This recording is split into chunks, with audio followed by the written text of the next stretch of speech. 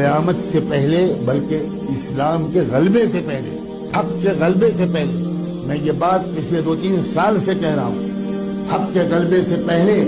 اللہ کی طرف سے ایک پروسیس شروع کیا جاتا ہے کہ تمام وہ لوگ جو اندر سے مومن نہیں ہیں، وہ چاہے ٹوپی کرتا کچھ بھی پہنتے ہوں، اندر سے مومن نہیں ہیں،